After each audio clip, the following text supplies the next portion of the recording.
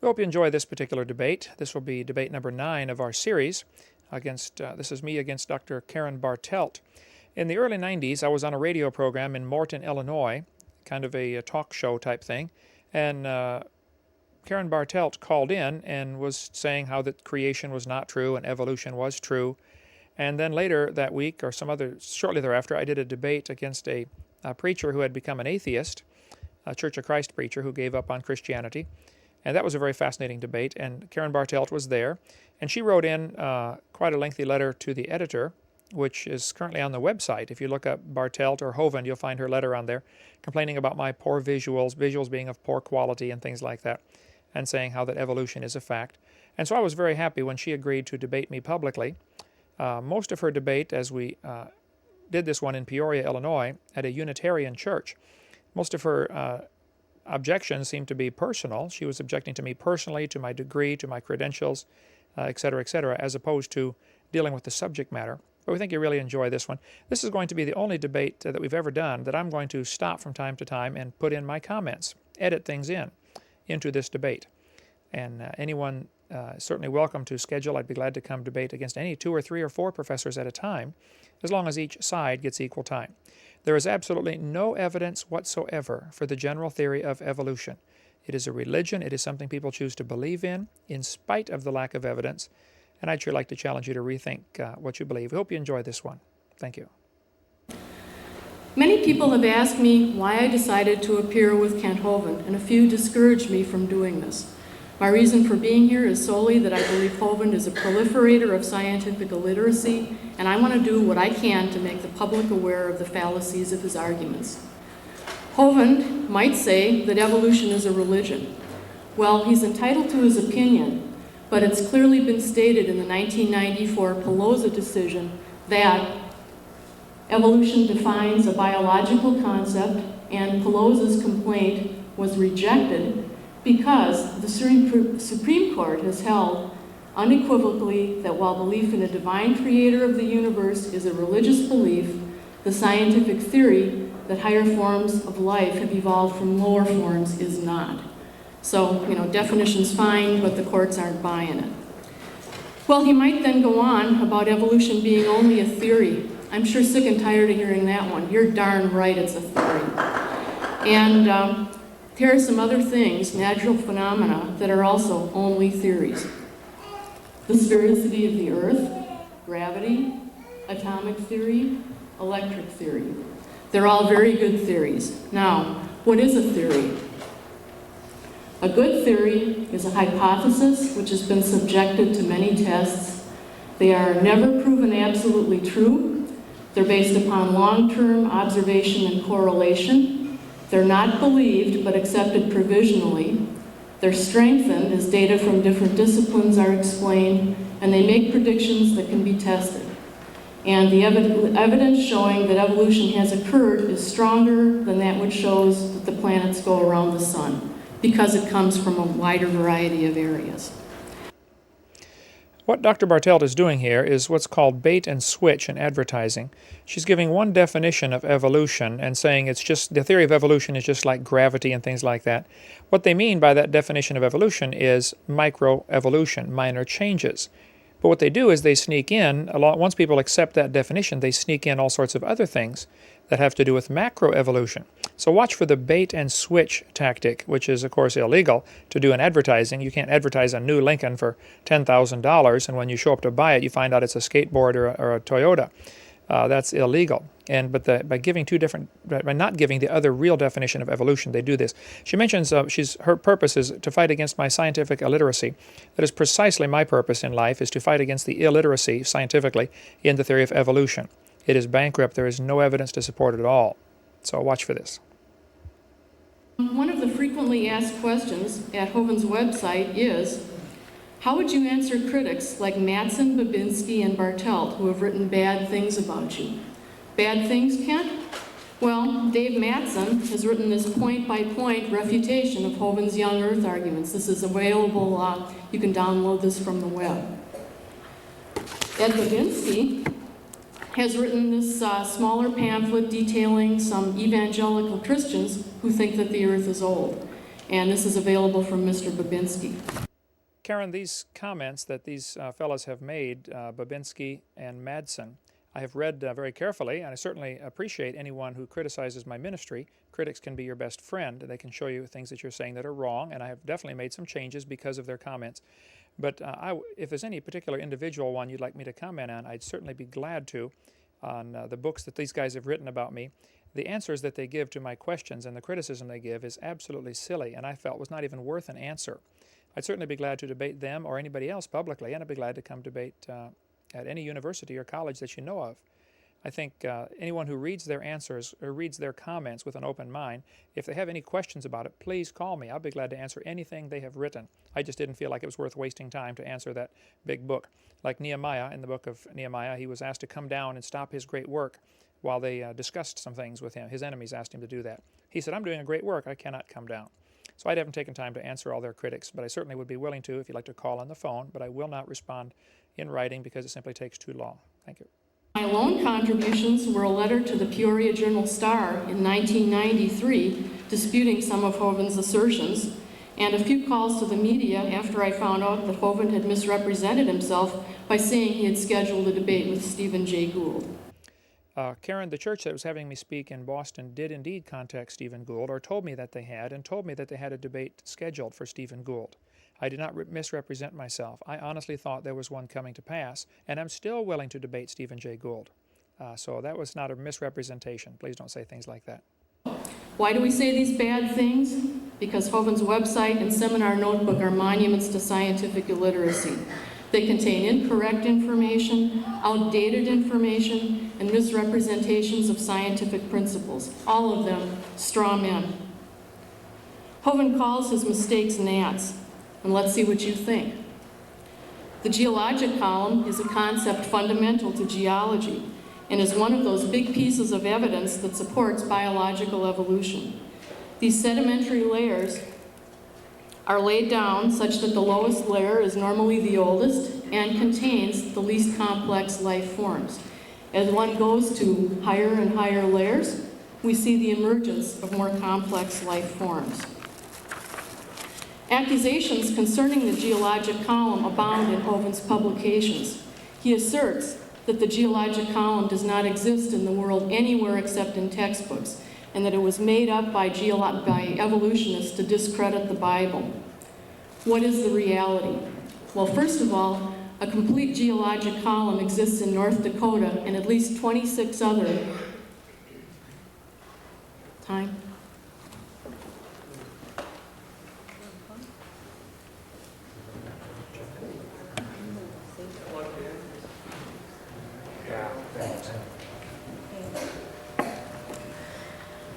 A complete geologic column exists in North Dakota and at least 26 other basins of the world.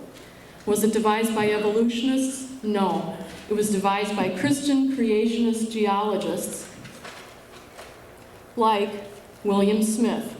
William Smith was a creationist. He devised the geologic column in the early 1800s when Darwin was a baby. The geologic column was in wide use by 1830, almost 30 years before Darwin even wrote Origin of the Species. Now, most places do not have a complete geologic column. Illinois does not. And in some places there's been erosion. Some places there never was any rock in the first place. But as in this rock cut, sometimes the layers are folded. And sometimes they're even heaved up on younger strata. But none of these facts invalidates using the geologic column for determining the relative age of fossils. And anyone who has taken an introductory college course in geology knows this. Do evolutionists construct the geologic column? No, it's field geologists, often those in the petroleum industry, and they often know little of evolution and could care less. Here is a geologic map of Kansas constructed by oil geologists. Well, the geologic column has contributed to what we know about horse evolution, and here is what Hovind has to say. He says, they have taken critters from all over the world, South America, Europe, and Asia, and put them together in a predetermined area. They have already decided to start off with the smallest to largest animals. That is not the way they are found. So what Hovind is suggesting here is that scientists are being purposely deceitful. And if that's true, Why don't you come up with a list of specific scientists and exactly what fossils you think are out of order? Your English teachers back at EP High would have a heyday correcting your vague allegations. He continues, they find them in different layers, but they have it in the textbooks that the Eohippus slowly changes into Equus, the modern horse. That's baloney. The only baloney here is what Hovind has written, so much that you might consider a hot link to the Oscar Mayer website. Hovind clearly doesn't understand that horses don't change into other horses, but that species branch. And here is a slide showing most of the fossil forms associated with horse evolution. Hovind again says, modern horses are found in layers lower than the Eohippus. Eohippus, Equus. If there is a particular Eocene Equus fossil, I challenge Hovind to submit his findings to a reputable scientific journal. And finally, he says, the Eohippus is nothing more than the hyrax running around South America today. Oh, really? The hyrax is not a horse at all. It's not even in the same order. And it doesn't live in South America. It lives in Asia Minor, in Ethiopia, and was known in the Bible as a coney. Does this look like a horse to you? Sometimes ancestral traits show up in modern forms, as one sees in this three-toed horse. Well, Hovind has a lot to say about feathers, too. Hovind does not know the difference between the chemical that gives carrots their color and the chemical that makes feathers and scales. In this excerpt from his website, he calls keratin carotene. A real scientist would know the difference between the two of these, and yet he wants you to believe that he knows something about feathers. Well, what about feathers? Hovind claims that there are no intermediate forms between feathers and scales, that feathers are very complex, that they came from different genes, and that no missing links have ever been found. Feathers look complex, but they're actually very simple serial repeats. And an interesting experiment lately is that by using a mutant form of an enzyme, scientists were actually able to induce the growth of feathers on chicken feet where scales normally would be found. There is not that much difference between scales and feathers. There is also a perfect intermediate, Longisquama, a fossil form bearing the intermediates between scales and feathers, and this fossil form has been around for 30 years. But Hovind doesn't really want scales and feathers to be different because he doesn't want to see any transitions between birds, dinosaurs, and reptiles. He wants immutable kinds. And here's what he has to say. First of all, regarding the lung, reptiles have a sac-type lung, and birds have a tubular-type lung. This is correct, and this betrays their ancestry. Birds have a lung core and air sacs that get into even bones. The bones get attacked by these air sacs, and canals and holes are left. What other animals possess such features? Sauropod dinosaurs, theropod dinosaurs, and Archaeopteryx. Very good example of a transitional form.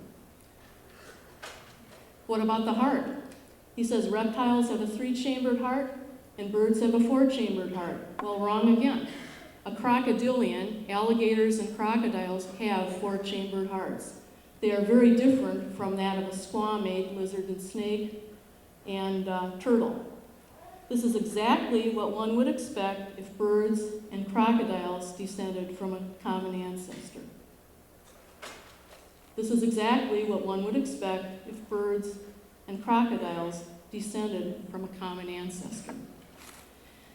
Well, as you can see, all of these premises rely on feeding you an inaccurate picture of the science that really exists. So, why is the science so bad? Despite Hovind's claim of being a foremost authority,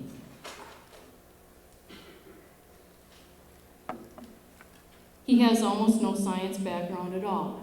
He claims to have a PhD from a place called Patriot University. Well, this is the course listing from Patriot University, and interestingly, Patriot University does not offer a PhD. It does offer a doctorate of ministry in Christian education, where one would be taking Old Testament, New Testament, Christian education, and some electives. Patriot University offers almost no science courses at all: the Bible and science, creation and the collapse of evolution, medical science and the Bible, the biblical basis of modern science, and a health, nutrition, and first aid course. But that's about it. And in order to matriculate at Patriot University, one sends in love offerings. I can imagine what kind of grades you'd get if you sent in love offerings every month, and I sure wish I'd been able to pay my tuition that way. Patriot University is located in a house in Alamosa, Colorado. It used to be located in a house in Colorado Springs, and there is no outward evidence that this house is Patriot University. A website run by Christians who evaluate Christian distance learning centers calls PU a diploma mill. So am I being elitist and snooty here? Well, no more than the rest of you. All of you have turned to professionals for medical or mechanical advice, and you assume a level of professional expertise. If you have a broken leg, do you want to get a doctor who graduated from U of I or one who learned medicine on his own? If you have a union card, did you get that by an apprenticeship or by workbooks and home study? Science is no different, and the practitioners of science also need to have a certain level of expertise, and this is most easily achieved by studying science at a university. Well, Hovind will now whine ad hominem or something like that. I'm not attacking him for his religious beliefs. It's the lousy science I'm after. Karen Bartelt here is using an ad hominem argument, attacking me personally. Whether I have a degree or not is not the issue. Where my degree is from is not the issue. What am I saying is the issue.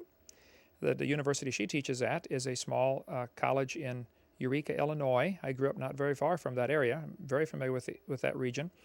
And when President Reagan was there, it was a very, very small college, and yet their claim to fame is that it's the college of President Reagan. The size of the college doesn't matter. Darwin's degree was in theology, and yet I'm sure Karen Bartelt and many others think of him as being a great scientist. So to attack the college is simply not a valid argument. By the way, my degree is a PhD, Doctor of Philosophy in Education, and we'll show you a picture of that. I am sick of these archaic arguments being trotted out as proofs of a young earth or evidence against evolution. And if an atheist like Richard Dawkins went off the deep end and started spouting this stuff, I would be happy to come up here and slug it out with him. So let the questions begin. I'm ready.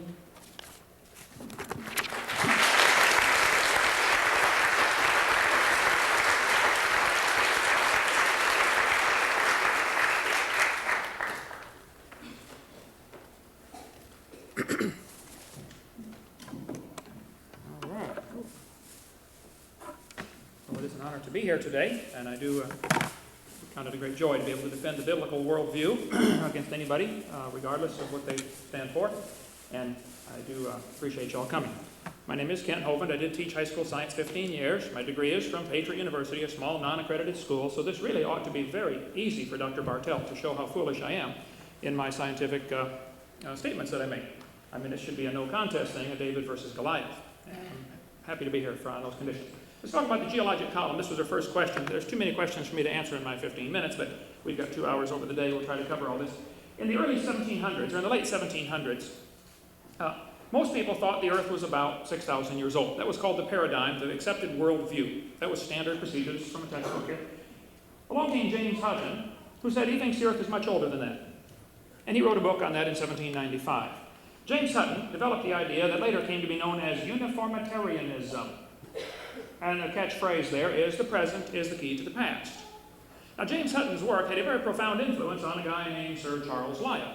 Charles Lyell was a lawyer from Scotland who, in 1830, wrote this book, Principles of Geology. In this book, building on the work of Stratus Smith and Cuvier and some other guys, and she mentioned some, I didn't get a chance to write them all down. Smith, I think, was the one you mentioned, who were creationists, there's no question. But Cuvier and some of these other guys and Charles Lyell, over the early 1800s, developed the geologic column. Lyell's hatred for the Bible shows up on many pages in his book. I won't take time to go through all that, but he really did not like Scripture for all sorts of reasons. He talked about men of superior talent, he's referring to himself, who thought for themselves. In other words, if you believe the Bible, you're dumb, and basically the attitude is, we're smart, you're dumb. I run into this all the time, and we'll take care of that today. But so they're blinded by authority, like the Bible. About 1830, Charles Lyell and some other guys developed a biostratigraphic technique for dating Cenozoic deposits based on relative proportions of living and extinct species of fossil mollusks. They did this they made this stratigraphy based upon the fossils they contained. This is from, you can write the reference down there if you like, Ms. Bartelt, and check that out. Geology Magazine. So it was Lyell. One of the questions you asked about Lyell, at least in the letter to me, was, how was Lyell involved in this developing of the geologic column? He was certainly involved in this developing of the geologic column. This is typical textbook propaganda showing the geologic column in this particular order. They have these different rock layers named, like for instance, maybe you saw the movie Jurassic Park. The Jurassic layers, representing this right here, in the early 1800s, each of the layers of the Earth was given a name, an age, and an index fossil. And it was done, as you saw from the previous quote, largely, with a large section of it at least, based upon marine fossils, because the largest percentage of the fossils found are marine fossils. The geologic column is the Bible to the evolutionist, and it can only be found in the textbooks, and I'll stand by my statement. If there were a column of sediments, unfortunately no such column exists. Now the 26 places she referred to, which I'll be glad to work on referencing that, but let me show you how they tell the name of the strata that they're going to call it. That'll make a lot of sense to you of why they say they've been able to find 26 places. The Grand Canyon, for instance, has thousands of layers of sediment. They try to teach that each of these layers was laid down slowly over millions and millions of years, and the Grand Canyon represents millions of years of stratification and then subsequent erosion. What they don't tell you is, each of these layers of rock are stacked on top of each other like pancakes, and if they sat there for millions of years exposed, one of these intermediate ones would have some tremendous erosion marks in it. All of them should have all sorts of erosion marks in it. The Grand Canyon shows classic evidence of how these deposits were laid down very rapidly, probably within a few weeks or months of each other. Certainly not millions of years between the layers being laid down. Secondly, the top of Grand Canyon is about a mile higher than the top of Grand Canyon. The river only runs through the bottom of the canyon, and the top of the canyon is also higher than where the river enters the canyon. There is no possible way the Colorado River made Grand Canyon. Rivers don't flow uphill. They would have had to flow uphill for millions of years to cut the groove deep enough to flow downhill. They simply don't do that. This geologic column is on display at many universities in almost every earth science textbook. This is really the way this is their Bible. This is their paradigm, their worldview. Everything's interpreted based upon this geologic column. I was speaking in South Dakota, and I went to the School of Mines where they have the large dinosaur display there. And the guide was showing us around, and he said, now ladies and gentlemen, these rock layers over here in the geologic column are about 70 million years old. My daughter was 12. She raised her hand. She said, how do you tell the age of the rock layers? And he said, well, we tell the age of the layers by the types of fossils they contain. They're called index fossils. She said, thank you, sir. We walked around the other side of this dinosaur. We're standing on the other side, and the guide said, now, look, folks, these bones right here are about 100 million years old. My daughter raised her hand again. She said, how do you tell the age of the fossils? He said, well, we tell the age of the fossils by which layer they come from. She said, sir, when we were standing over there, you told me you knew the age of the layers by the fossils, and now you're telling me you know the age of the fossils by the layers. She said, isn't that circular reasoning? I mean, a 12-year-old can figure it out. It is classic circular reasoning. And that's exactly how they tell the age of these fossils and these rock layers. Let's see what the evolutionists themselves say about the geologic column and circular reasoning. Here's a textbook, Glencoe Biology 94 edition, on page 306. The layers of rock can be dated by the types of fossils they contain. You follow that? Very next page. Scientists have determined the relative times of appearance and disappearance of many kinds of organisms from the locations of their fossils in the sedimentary rock layers. They're dating the fossils by the rocks, and on the next page before, they were dating the rocks by the fossils. Here's a quote. The intelligent layman has long suspected circular reasoning in the use of rocks to date fossils and fossils to date rocks.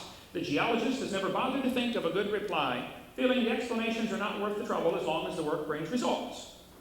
American Journal of Science, 1976. You can check that out for yourself. Ever since William Smith at the beginning of the 19th century, fossils have been and still are the best and most accurate method of dating and correlating the rocks in which they occur. Apart from very modern examples, which really are archaeology, I can think of no cases of radioactive decay being used to date fossils. They don't date those fossils by carbon dating, Potassium argon dating, rubidium strontium dating, lead 208, lead 206, uranium 235, uranium 238. They date them by the position they're found in the rock layers. Paleontologists cannot operate this way. There is no simple way to look at a fossil and say how old it is unless you know the age of the rocks it comes from. And this poses something of a problem. If we date the rock by their fossils, how can we then turn around and talk about patterns of evolutionary change through time in the fossil record? Niles Eldridge, American Museum of Natural History, one of the biggest evolutionists there is. The rocks do date the fossils, but the fossils date the rocks more accurately. Stratigraphy cannot avoid this kind of reasoning if it insists on using only temporal concepts because circularity is inherent in the derivation of time scales. American Journal of Science again. Circular reasoning is what the evolutionary scale is based on. The charge of circular reasoning in stratigraphy can be handled in several ways. It can be ignored as not the proper concern of the public. In other words, it's none of your business. It can be denied by calling down the law of evolution. It can be admitted as a common practice, or it can be avoided by pragmatic reasoning. It ought to be admitted as a common practice. It's all based on circular reasoning. Are the authorities maintaining on the one hand that evolution is documented by geology, and on the other that geology is documented by evolution? Isn't this a circular argument? Biologists, help. Good name for the article. They need some help. It's all based on circular reasoning, folks. It cannot be denied that from a strictly philosophical standpoint, geologists are here arguing in a circle. The success of organisms has been determined by a study of their remains embedded in the rocks, and the relative ages of the rocks are determined by the remains of the organisms they contain. That's how it's done, folks. Encyclopedia Britannica. These aren't creationist publications. This geologic column contains all sorts of different rock layers. We have limestone, sandstone, conglomerate, shale, etc., and they're scattered all through there. For instance, here we have limestone, limestone, limestone. If I handed a geologist a piece of limestone and said, how old is it? There is only one possible way he could tell, the age of the limestone. I mean, how do you tell the difference between 100 million year old Jurassic limestone and 600 million year old Cambrian limestone? It's limestone, and it's found all through the geologic column. How do you tell the age of this limestone? There's only one way it can be done, by the index fossils. They're dating the rocks by the fossils. So if they say they have found the geologic column in 26 locations, what she really means is they have found certain fossils in those 26 locations. That's how it was determined. And I would say in a worldwide flood in the days of Noah, you would find all sorts of fossils in all sorts of places. Radiometric dating would not have been feasible if the geologic column had not been erected first. Now, what on earth do you mean by that, Mr. O'Rourke? You can't date things by radiometric dating unless you know the approximate age they come from. Go to any laboratory where they do carbon dating. I challenge you to do this. Take in a sample and ask them, would you please carbon date this? Get something like charcoal that's easier to carbon date, and they will make you fill out several pages of papers telling where did you find it, what fossils were associated with it, how old do you think it is. Look, carbon dating is not a blind test. They go into this very primed looking for a particular age, which is why the frozen dinosaur bones that were found in Antarctica were not carbon dated. They would have given some number, much less than the 70 million they're looking for. They'll say, well, it's because carbon dating only goes to 50,000 years. Well, we'll talk more about that later. I'll show you how carbon dating really works if you'd like to know. Here's an index fossil from a textbook. It says a trilobite is an index fossil. If you find a trilobite in the rock layer was probably formed 500 million years ago. They date the layers by the fossils. That's how it's done universally. All this happened in the early 1800s for lots of political and scientific reasons, I'm sure, but we can talk about the politics behind it if you'd like. But here's a petrified a fossil of a human shoe print where a man stepped on a trilobite. William Meister found it in 1968. This is from Reader's Digest, Mysteries of the Unexplained, page 38. Another view of it, showing the trilobite larger than that. It's all based on index fossils. Let me see here. If you took this rock to any university and said, how old is this rock? They would say, oh, this is easy. This contains an index fossil. It's called a graptolite. And the graptolite is the index fossil for 410 million year old rock. It is the New York State fossil. Look it up in the encyclopedia, graptolites. Automatically it'll say 410 million years old. That's what's been done for the last 150 years. Graptolites are one of the index fossils. But in 1993, they discovered graptolites are still alive in the South Pacific. Earth Magazine, September 93. Well, if they're still alive, maybe they could be found in any rock layer.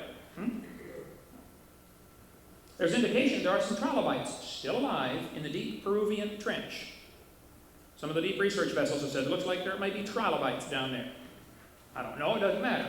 The fact is, there's no such thing as an index fossil. But all of geology is built around these index fossils being in a particular order.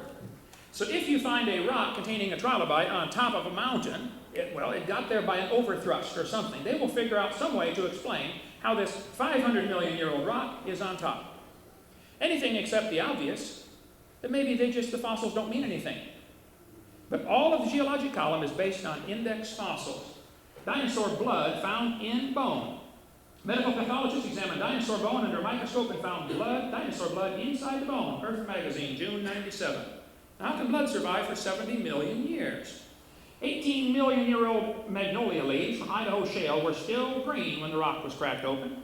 Campbell is a far cry from a creationist. Fossil bees, 25 million years old, contain ancient germinating bacteria in their abdomens. I don't think so, folks. Those are not millions of years old. These petrified trees that are found standing straight up all over the world, they're called polystrata fossils, indicate the layers did not form slowly over millions of years. The layers formed rapidly before the trees could rot. I have seen scores of these things. Petrified trees running through multiple rock layers. Those rock layers are not different ages. Sometimes the petrified trees are upside down, running through rock layers. I think the best explanation of this type of thing is a worldwide flood in the days of Noah, just like the Bible says, where you would get the earth covered with water. The earth is still spinning under the moon. The moon doesn't know there's a flood going on. So the moon is still pulling up on the water, causing the tides. But now you have a unique problem in a worldwide flood, because if the earth was totally covered by water, there would be no continents to stop the tides. I live in Florida. The tides wash up on the beach and they wash back down. But if there were no continents to stop them, the tides would become harmonic. They reinforce each other after a while. And laboratory tests have indicated if the earth were covered by water, the tides would be 200-foot tidal change every 6 hours and 25 minutes. Well, I was up at the Bay of Fundy a few months ago and watched the tide come in 100 feet. And the erosion is incredible along the edge of that place. Go to the Bay of Fundy in Canada and you'll see what I mean. I mean, that tide comes roaring in there. They put rubber rafts out there, and you pay $10 to get in the raft, and you go surfing in front of the tide. You surf upriver about 30 miles. Well, time? Okay. The erosion from the moon, from the tides during the worldwide flood, would cause thousands and thousands of feet of sedimentation. That's why we have fossil layers. That's why we have layers containing zillions of dead things. It formed in a flood. The earth is speaking to us as loud as it can that there was a flood, the judgment of God, not millions of years of evolution. Thank you.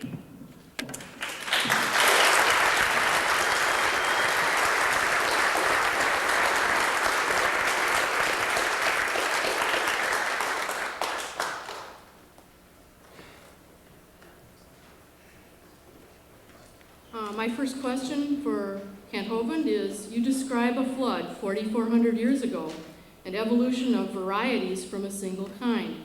With the degree of change that you imply in less than 1,000 years or so, why do you not consider yourself to be an evolutionist? Because whether you realize this or not, you're accepting a rate of change since the alleged flood that any real evolutionary biologist would find absurd.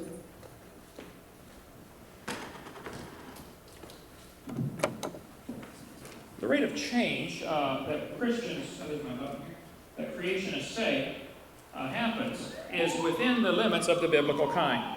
Charles Darwin, in 1859, sailed around the world and ended up, one of the places they stopped was the Galapagos Islands. Here on those islands, he saw 14 varieties of finches. He decided, after studying them carefully, by the way, he hated birds because he liked worms, and he thought it was kind of cruel for birds to eat worms, so he shot every bird he could find. And he collected all sorts of these birds, and Charles Darwin said, I think all these birds had a common ancestor. I bet you're right, Charlie. It was a bird. And then Charlie said later in his book, on page 170, in his book, Origin of Species, Charlie said, "It is a truly wonderful fact that all animals and all plants throughout all time and space should be related to each other." So the birds and the bananas are related, according to Darwin. And I'm sure Dr. Bartelt feels the same way, if you go back far enough in time. Now here's the problem. What Charlie observed is what we sometimes call microevolution. Now I object to that term. We should call it variation, because it's not evolution at all. I wouldn't include that word evolution with it. It's a variety. Dogs produce a variety of dogs. No argument. Everybody agrees with that. Maybe even the wolf, the coyote, and the dog had a common ancestor. No argument. That's a variation. It's a variety. Roses produce a variety of roses. See, this is what we call a fact. This is observable science. But what happens is, you get dogs, big dogs, and little dogs, but they're still a dog. Nobody's ever seen a dog produce a non-dog. Nobody's ever seen a dog come from a non-dog. And a 3-year-old can tell the difference in a dog, a wolf, a coyote, and a banana. Which one is not like the others, boys and girls? Well, duh. It's still the same kind of animal, okay? So the problem is, the Bible says they bring forth after their kind, not after their species. And Darwin got all bent out of shape about species, origin of species. See, what the evolutionist wants you kids to do, they want to show you thousands of examples of microevolution, which is a fact, and then try to make you take a giant leap of faith and logic into believing that somehow that proves the dog and the wolf came from a rock 4.6 billion years ago. Well, look, macroevolution is religious. And when I say evolution is a religion, I'm referring to macroevolution. Now, here's the problem. When you say the word evolution, Dr. Bartelt is thinking of thousands of examples of microevolution, and she doesn't understand how I can't see it. But I am thinking of macroevolution, and I don't understand how she can see it. So we're really speaking different languages here. It's because of the definition of the word evolution. It has two unrelated meanings. So when I say the word evolution, I am not referring to microevolution. That is just a variation. It's still the same kind. And the varieties have limits. Farmers have been trying for years to get bigger and bigger pigs, but they'll never get a pig as big as Texas. Time. There are limits to these variations. That's a fantasy.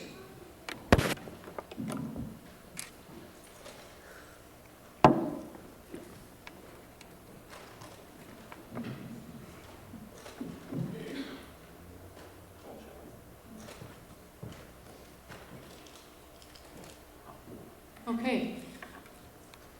In one of Hovind's website areas, he says that creationists say that variations have taken place since the flood, and he says the Eohippus is nothing more than the hyrax running around South America today. So Hovind is apparently saying that this type of change is consistent with microevolution and that it took place in the last 1,000 or so years. Next slide, please. However, the fossil record shows evidence of this much change in about 4 million years, and this is supposedly macroevolution, because creationists call apes and human beings different kinds. I wonder who is really the evolutionist here. I don't see a lot of difference.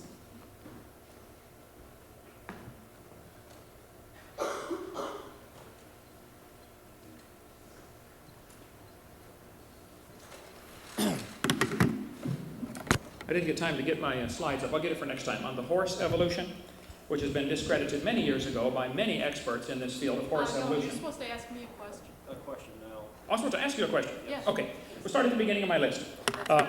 Where did time, space, matter, and energy come from? Hi.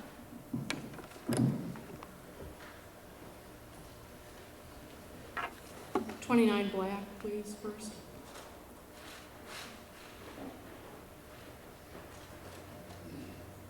First of all, looking at his questions, most of these have very little to do with the theory of evolution. And this is another case of Hovind redefining things and setting up straw men. I don't believe in the theory of evolution. I provisionally accept the overwhelming evidence from anatomy, molecular biology, paleontology, and geography. Anyway, I'll give you a threefer. Where did space for the universe come from? Matter and the laws. Well, what are laws? They're just descriptive generalizations. They don't have to come from anywhere. They work down to the earliest 10 to the minus 43 second of time, and that's good enough for me because science does not deal with ultimate causes. Space and time are created as the universe expands, and some physicists propose some sort of huge virtual particle, which is a little out of my realm of expertise. However, a great discussion of this is by an evangelical Christian named Dr. Hugh Ross, and I would encourage you to pick up his book at the Berean bookstore. It's a pretty neat example of creation ex nihilo, which Hovind supposedly espouses, and except for the time frame, it's consistent with Hovind's creation account. It's very improbable, but it only had to happen once, and we live in a world of improbable events. All of you are improbable events when you consider the number of sperm, 50 million per cubic centimeter, that can fertilize an egg, and yet here you are.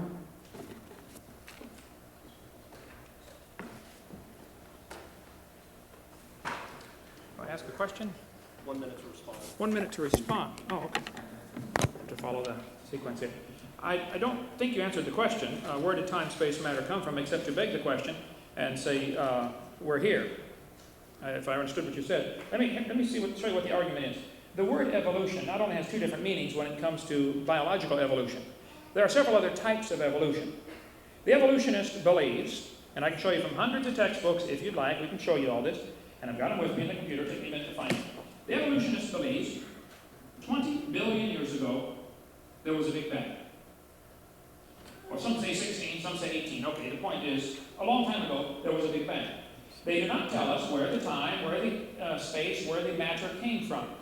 They also don't tell us where the energy came from. The whole idea behind a black hole is that you can get so much mass in one place that even light cannot escape. But if you had all the mass in the universe in one place, how could it explode? How could anything escape? Where did this mass come from? Where did the energy come from? Where did the laws come from? Then, they say 4.6 billion years ago, the Earth cooled down and developed a hard rocky crust. And it rained on these rocks for millions of years, turned them into soup, and the soup came alive 3 billion years ago. Time. That's religion. That's a fairy tale. Thank you.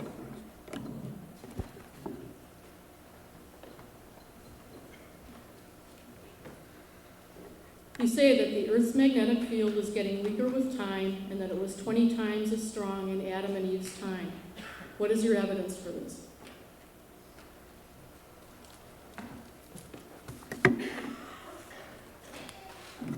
Ever since Gauss first measured the Earth's magnetic strength, it has been observed that the magnetic field is getting weaker. I don't know the numbers. I have them in a book. I can look them up for you if you want the precise numbers. But it's been observed the magnetic field is getting weaker. This was a problem. So one of the things that was done was the mid-Atlantic ridge, magnometer was dragged across the ridge, and they noticed there were magnetic anomalies. Now, when it shows up in the textbook, it says there are magnetic reversals at the bottom of the ridge. This is absolutely a lie. There are no magnetic reversals at the bottom of the mid-Atlantic ridge or any place in the world. There is no place on the bottom of the ocean where a north-seeking compass will point south. There are places of stronger and weaker magnetism. So what happened was they noticed strong magnetism, weak magnetism, strong magnetism, weak magnetism, all pointed north.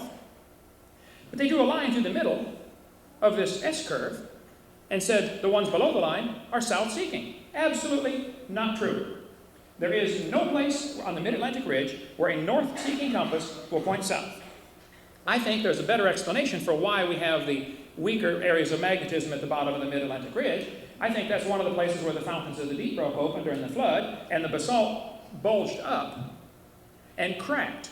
And hot basalt loses its magnetism. Cold basalt stores its magnetism. And so the water rushing into these cracks cooled off the basalt, and you have areas of strong magnetism, weak magnetism, strong magnetism, weak magnetism, indicating the cracks in the Earth, but none of them are reversals. I defy anybody to show me one of those. So the magnetic field is declining. That's all we've observed. If the evolutionist wants to believe, and I'll give that a capital B because that's part of a religion, if they want to believe that this indicates the Earth is billions of years old because they've reversed over time, I would challenge them to show me a place where they're reversed and show me a mechanism that could possibly reverse the magnetic field of the Earth. What on earth could do that? It's never been observed. All we've seen is it's declining. I stand by the scientific evidence that indicates it's declining. It's probably not billions of years old.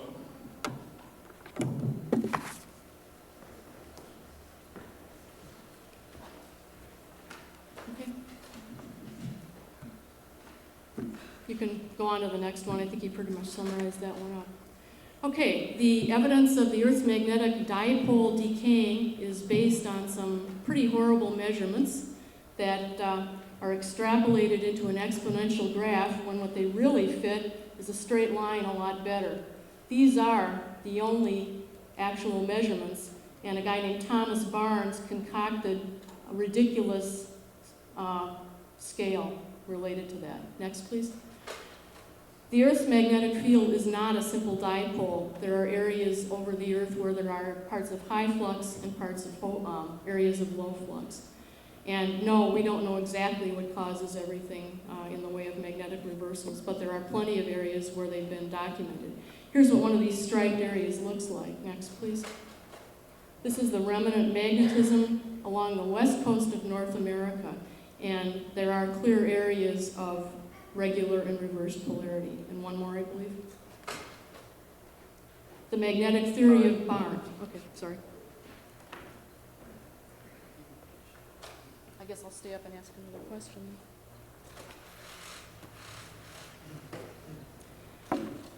In your section on dinosaurs, or you're going to ask me one, right?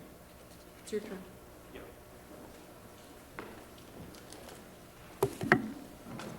I think I just heard you to say there are areas of reversed polarity on the bottom of the mid-Atlantic ridge. No, I said the west coast of North America. Okay, the rest, are there areas of reversed polarity? I said areas that show reversed polarity. Okay, there are no areas of reversed polarity off the coast of North America. There are areas of stronger magnetism and weaker magnetism. Go back and look at your own chart. Is this your question? It shows, yes, where are these areas of reversed polarity? I would like to see one. Show me, tell me please.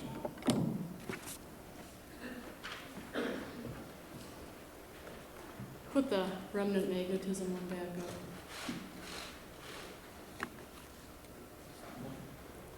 What?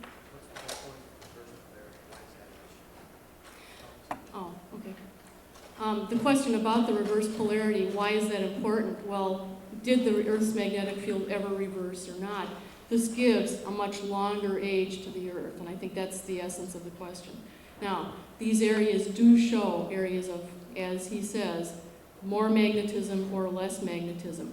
What's very interesting is that if you date along these, and I know you don't go with radiometric dating either, you get a consecutive youngest age right along the ridge and consecutive ages. This is the Juan de Fuca ridge.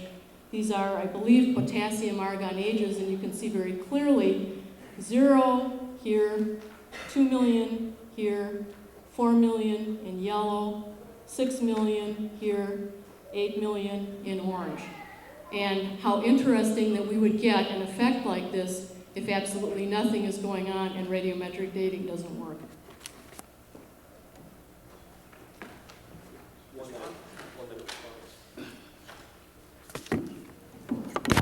The fact that you can point to a textbook that shows these ages have been dated at so many million years old does not answer my question. Somebody decided the ages of these things, and it's interesting you would say they're dated by potassium-argon dating. I would certainly love to get into carbon dating or potassium-argon or any type of dating if you'd like. I was just in Hawaii a few weeks ago where they took lava that they knew erupted in 1803, and yet potassium-argon dated at 2 billion years old. Living mollusk shells were carbon dated at 2,300 years old. Freshly killed seal was carbon dated at 1,300 years old. Antarctic Journal, Volume 6. Shells from living snails are carbon dated at 27,000 years old. Science Magazine, Volume 224. One part of the Velasovich mammoth, carbon dated 29,000 years old. Another part was 44,000 years old. This is from the same mammoth. One part of Dima, a baby frozen mammoth, was 40,000 years old. Another part was 26,000 years old, and the wood immediately around the carcass was 9,000 years old. Unglaciated central, from Geological Survey, Professional Paper, 862. The lower leg of the Fairbanks Creek mammoth. Time. Oh, really? Oh, me.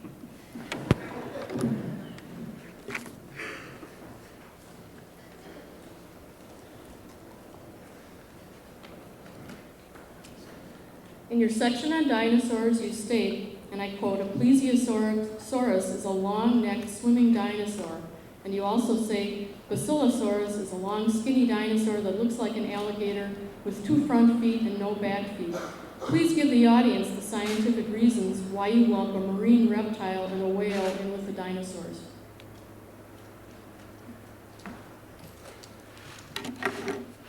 Okay, the word dinosaur was invented in 1841 by Richard Owen. And the word dinosaur comes from, I think, Greek and Latin, if I believe it's a combination of the two, meaning terrible lizard. That's what the word means. And so many dinosaur books that you can go to any library and pick up dinosaur books, and you will see plesiosaurs and basilosaurs and pterodactyls listed in books of dinosaurs. I think that would be a classic example of straining at a gnat and swallowing a camel.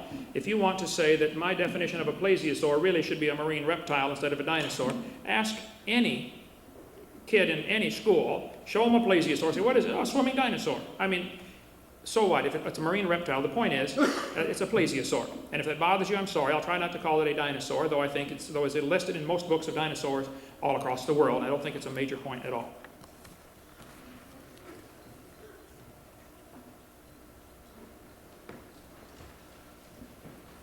Okay.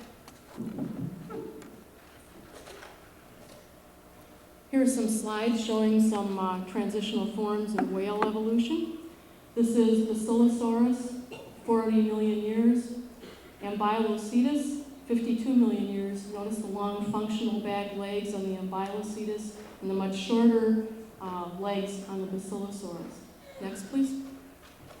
Other intermediate forms, Rhodnocetus from the Middle Eocene, and the possible original form or the ancestor form of whales. Next, please. This is whale evolution, at least as of a couple of months ago, where there are a large number of intermediate forms, and a couple of them that haven't even made it to the press yet. I think there might be one more.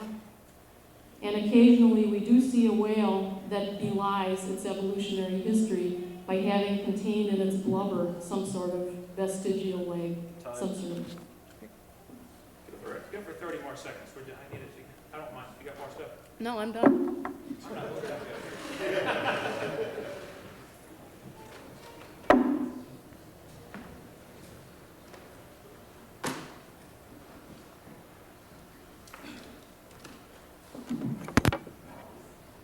Okay, the whale evolution. I don't know that I'll have time to get into all of this. I'd love to get into some of these. You're supposed to ask me. This is the next. I don't get to answer, respond to hers about the whale. You just get up here and say whales evolved? No, the format is that you ask a question. I thought we were supposed to have a discussion on the topic. No, we're asking. Oh, you don't want a discussion on that topic? Not really. Oh, because I can show you about the whale evolution if you'd like. You're simply wrong about that. Okay. Well, you asked me to keep questions from my seminar notebook. I think you're 0 for 1 on the first one. Where did time, space, matter come from?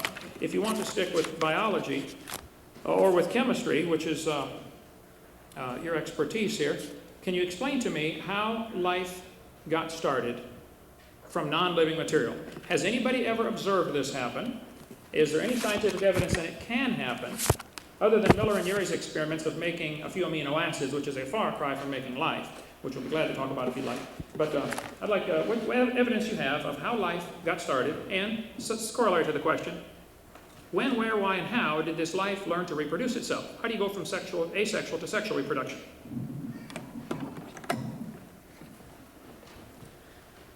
Those are two different questions in your seminar notebook, and I'll be happy to respond to the first one. Grade 56, please. Any scientist should know that why questions are beyond the scope of science, so this is another straw man. We have a few problems in the origin of early life, and there is one chicken and egg problem. How do you get amino acids to polymerize? Well, you go for something that's a little bit easier to polymerize. And things like thioesters would have been abundant on a volcanic sulfurous early Earth, and they polymerize without catalysts. Early catalysts might have been metals, not proteins. And what kind of evidence do we have of this? Iron-sulfur proteins in our enzymes, evidence of an earlier time.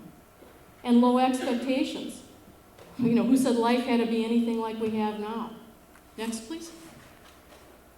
What is the probability of life just happening?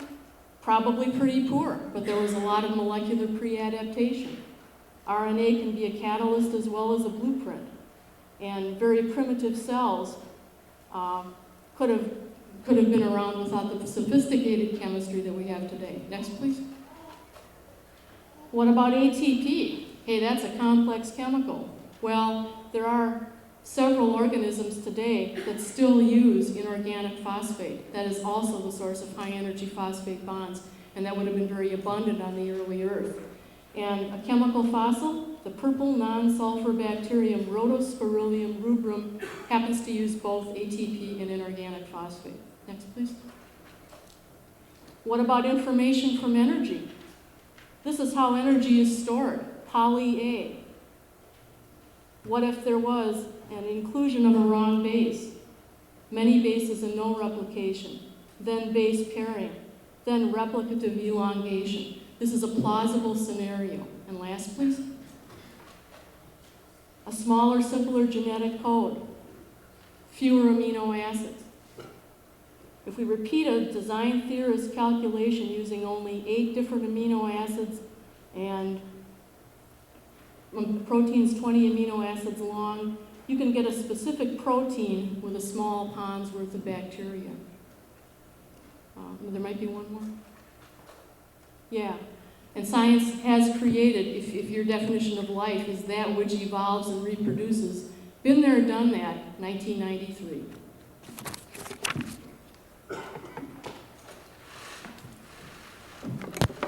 All right, textbooks say that first, self-replicating systems must have emerged in this organic soup. I mean, it just must have happened. We're here. That's the logic.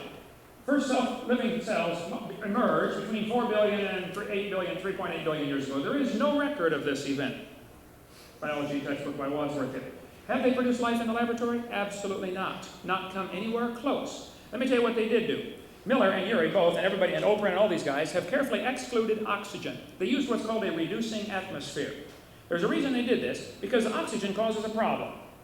Oxygen will oxidize anything that is created. So they took oxygen out of their experiment for fear it would oxidize whatever was created. The problem is, without oxygen, you can't have ozone. And ozone blocks UV light. UV light is what destroys ammonia. And Miller and Urey used, Stanley Miller and Urey and Oprah, and they used ammonia in their experiment. But ammonia is destroyed by UV light, so you have to have oxygen to protect it. Also, oxygen is found in the lowest rock layers. Michael Denton, page 61. Michael Denton, Far Cry. That was a minute? Yep. Buy my videotape number 4, and I answer all these.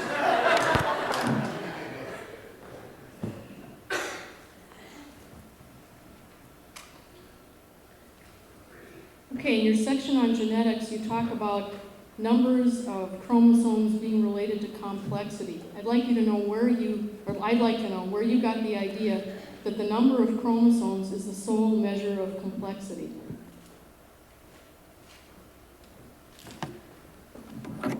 The chart in my seminar notebook showing the complexity of animals based upon their chromosome number is a spoof on evolution, showing that how penicillin only has 2 chromosomes, fruit flies have 8, tomatoes and houseflies both have 12. The number of chromosomes does not follow at all the expected evolutionary pattern. If your argument is that the length of the chromosome or something else in the chromosome is giving more information, I would point out that you're, again, begging the question. The fact is they do have more chromosomes. The fern has 480 chromosomes. Man only has 46. Amoebas have 50. They have more chromosomes than we do. And we're supposed to have come from an amoeba. Tobacco has 48. We keep evolving, we're going to be a tobacco plant.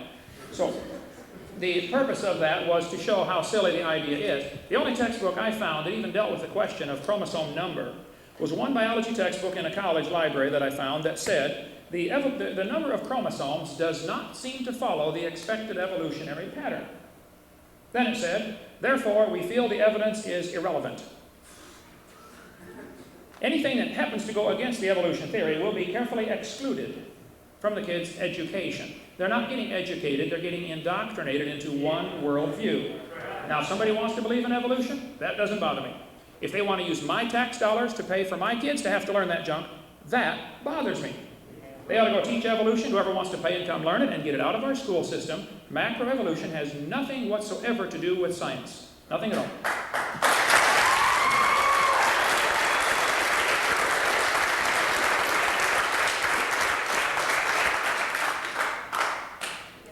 And be sure you ask Kent Hovind whether he pays his income taxes. There is no correlation between the number of chromosomes and complexity. This is simply another Hovind straw man argument. And I can't be responsible for the poor things that have been said in biology books everywhere. Some of them are written rather poorly, and I think he's gotten most of them and gotten them up on his slides here. Zebras and horses have virtually the same DNA, but vastly different numbers of chromosomes. And the giant panda, the brown bear, and the spectacled bear, all different numbers of chromosomes. This is no big deal to a biologist. Do I respond or ask a question? Question. I would sure like to respond to that one. Questions are all listed in my seminar notebook. You can get on my website and order any of my stuff, and none of it's copyrighted. Feel free to do anything you'd like with it. Let's see, let's pick one here. You never did answer the question, when, where, why, and how did life learn to reproduce itself? That was the second question. Tell me how reproduction got started from asexual reproduction. Or why would any organism want to reproduce itself? That's going to make more mouths to feed, increase competition. Looks to me like something they wouldn't want to do. Why, when, where, and how did they learn to do that?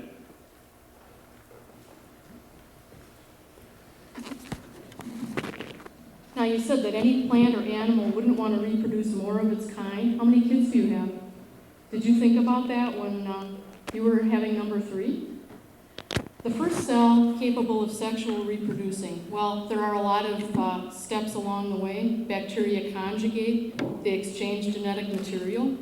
And the best estimate of when sexual reproduction occurred, maybe 1 billion years ago. There seems to be a big diversification of protists at this time.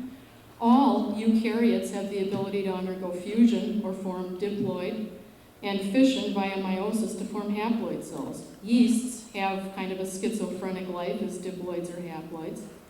Amoebas, corals, aphids, strawberries all reproduce by fission, but sexual reproduction is a huge adaptive advantage. You get genetic variability, and you might even get rid of maladaptive genes. Mating doesn't control which genes of yours you pass along, but it sure does restrict those who contribute the other half of the genes. And it's better to have some of your genes represented than none at all. Now, as far as when, where, how, well, it's not that hard. You get information by way of energy. I had that up on the slide a minute ago. These systems have been produced in the lab since 1993. Stand by for Nobel Prizes. Do we know all of the steps? No. But do you know all of the steps in a historical sequence, such as each footstep Jesus took on his way to the cross? And if you don't know that, do you deny that the crucifixion occurred?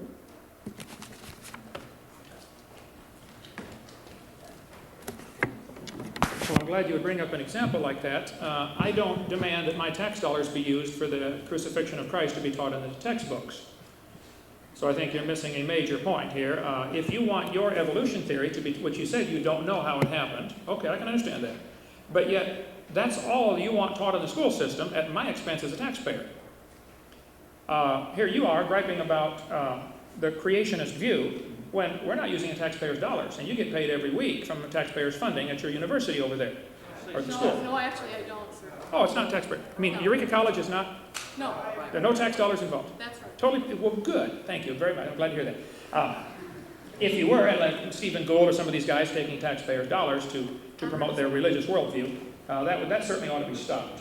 Same thing with universities and things like that.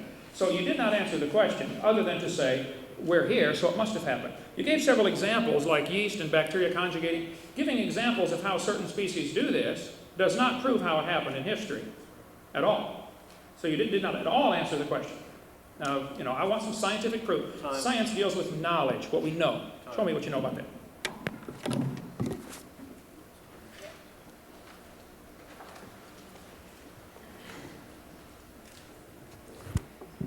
Well, you said you wanted to talk about carbon dating. Why don't you summarize your objections for the audience?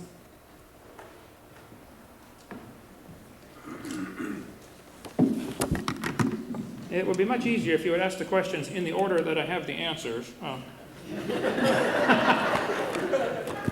cover carbon dating very thoroughly in my seminar notebook and on my website, drdino.com, and on videotape number 7 of my series. I cannot give a 1-minute answer to that question. carbon dating, I get 3 minutes. Well, if I had time to put up some slides, it'd be quicker. Carbon dating was invented 1947 to 53 by Willard Libby, University of Chicago, later moved to Stanford. Willard Libby made some fundamental assumptions which have since proven to be in error. He assumed that the Earth's atmosphere today was in equilibrium with the carbon. It's a little complex. I explained it with lots of pictures on my video number 7, but the sunlight produces carbon-14 in the atmosphere.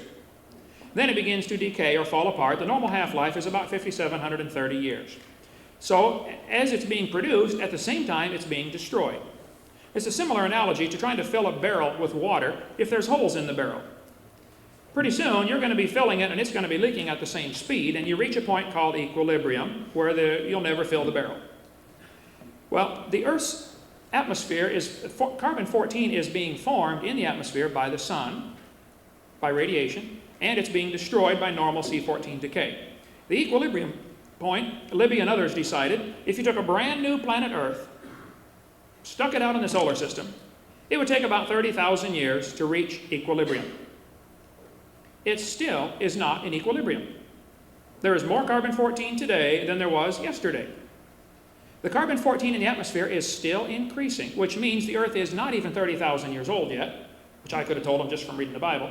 And the dating that they use, that carbon dating, which I showed you the examples of how they get wild examples from the same animal, but they only accept the ones that fit the geologic column. Dating is really done by the geologic position. It is not done by carbon dating. The objections I have to carbon dating are it's based on several fundamental assumptions. They're assuming that the rate of decay has remained constant all through history. We don't know that. They tested it for a few days in the laboratory. They're assuming there's been no contamination of this sample. They're assuming you can somehow know how much was in this object when it was alive. But if C14 is still increasing in the atmosphere, the animals that lived 1,000 years ago had less C14 than we do today, which means they would automatically carbon date much older than they should, because you have a rubber ruler to measure them with. And without taking 30 minutes to give a thorough explanation, that's the best I'll have to do on that, but read my seminar notebook or videotape number 7, or give you any number of sources on carbon dating and how it's based on several simple fundamental assumptions, which simply are not provable. And there aren't any things dated in the geologic column by carbon dating or potassium argon or uranium lead or rubidium strontium. It's all dated by geologic position, which is based on the assumption that evolution has happened, which is not true.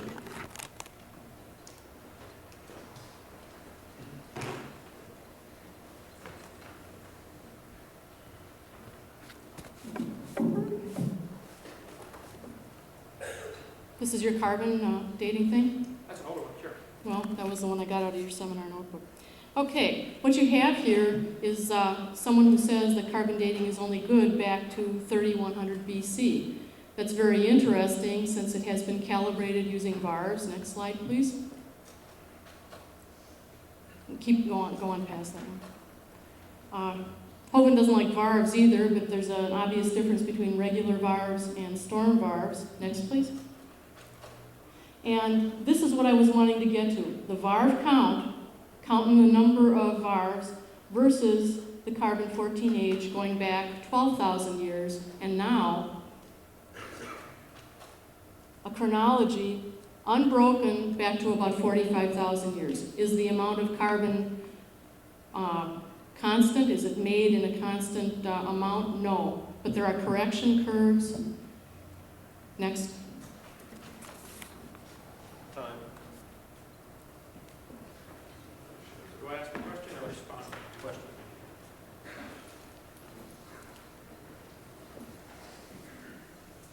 Well, let's see. I think you're 0 for 2. You didn't explain where life got started. You didn't explain how life learned to reproduce itself. Let's try a third one here.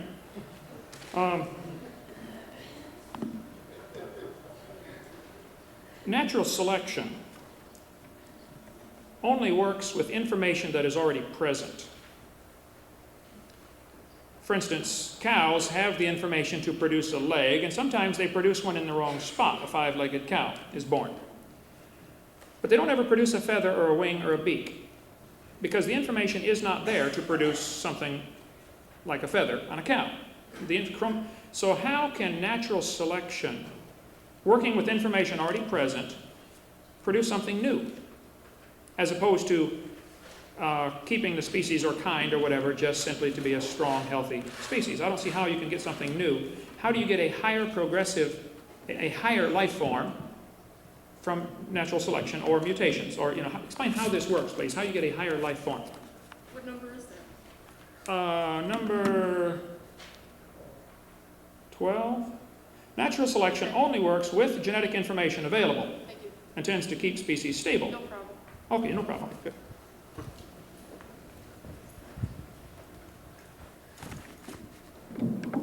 This is a good question. Genes sometimes duplicate and perform new functions. You have genes for color vision in your eyes, except some of you males who have kind of not so good color vision genes. And these all can be traced back to a time when there were fewer types of color genes available.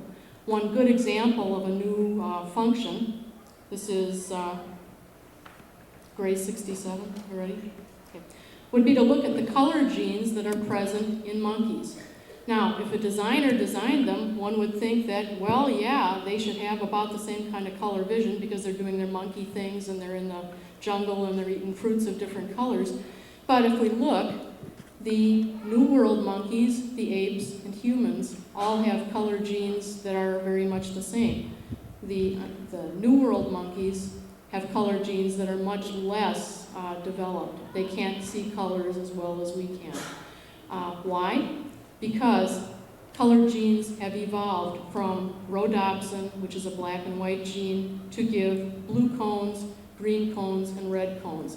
The molecular data for this is pretty much indisputable. So this is one gene doing a new function. This is natural selection.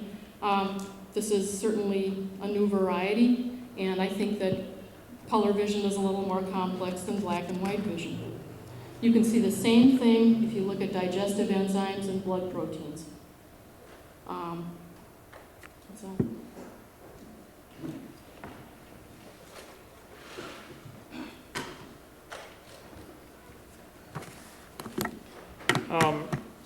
Your example that you gave of the monkeys having different color vision certainly could be an example of loss of information, not necessarily gain of information. It appears to me like your evolutionary prejudice has led you to interpret any evidence as evidence for evolution, where it certainly could be that there's been a loss of genetic information. You assume because one can see 3 colors and one can see 2 colors, the one that has 3 has evolved higher than the one that had 2. Maybe they both had 3 at the beginning and one lost it for some reason. Darwin was certainly confused about the eye. He said, suppose that the eye could have been formed by natural selection. It seems absurd. And I'll be glad you mentioned in your letter about talking about the entire quote. I'd certainly be glad to do that. I forgot, I left the book at the church, but I've got it tonight if you want to see that. The eye is incredibly complex. Textbook says it formed over millions of years. I resent that. This textbook says you can better understand how the eye might have evolved if you can picture a series of changes. And what you just gave us was an imaginary picture of how it might have happened. That's not science.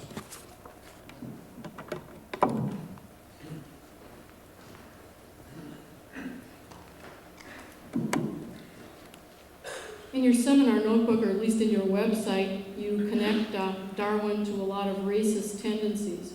While we're talking about racism, what is the origin of the Southern Baptist denomination? I have no idea.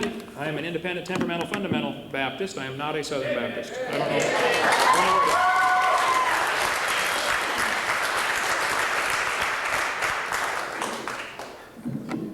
Well then, before we blame racism on Darwinism, perhaps you'd like to hear the following quotes from Richard Furman, president of the SBC in 1822. The right of holding slaves is clearly established in the Holy Scriptures, both by precept and example. Frederick Douglass, the abolitionist.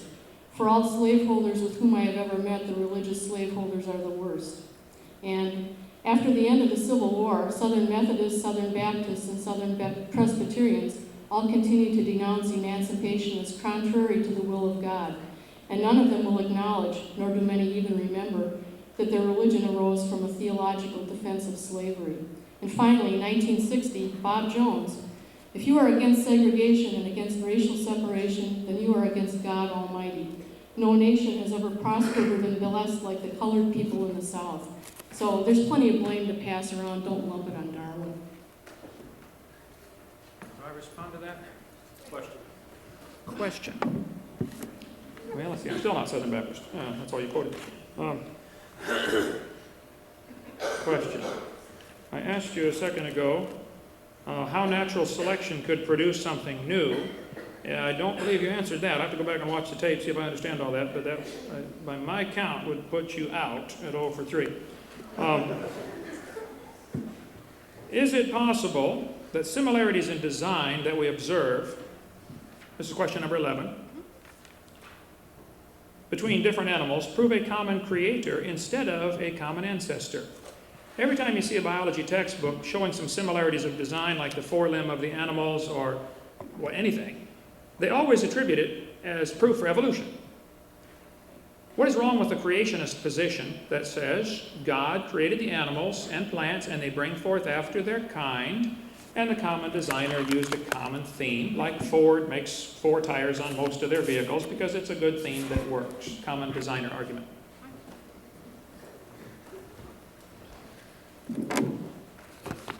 Ready? Okay. It's possible, but not likely. If you want to posit a designer, posit a bad designer. This is a flounder, and it starts out as a nice symmetrical fish and ends up with its eyes being mushed all over on one side. That's terrific design. Next, please. This is choking. This is another example of great design. Our air passages and food passages cross in the back of the throat. This is a designer who plans, apparently, on 60,000 people a year dying of tracheal obstruction. And this is a designer who will create snoring and apnea in us older folks. Next, please. Snakes can do it just fine. So good design is possible. Next. And here's one for all you guys. This is the male reproductive system, the epitome of bad design. All of you 50 years and up are going to be coping with the fact that one day your prostate gland, poorly designed because it's got tubes running through it, is going to enlarge.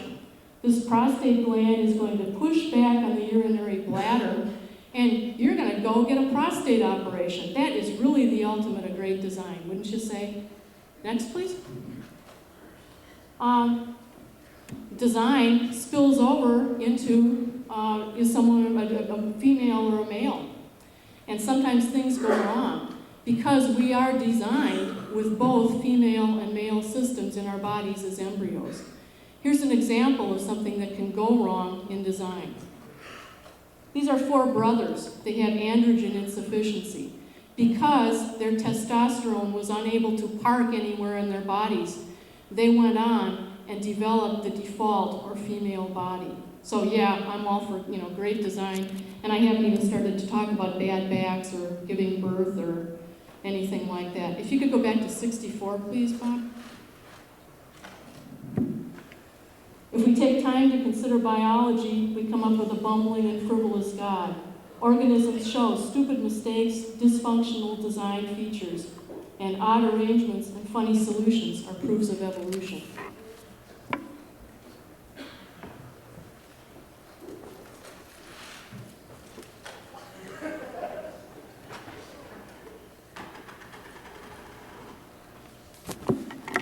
I am very baffled by how the concept of bad design can be evidence against creation.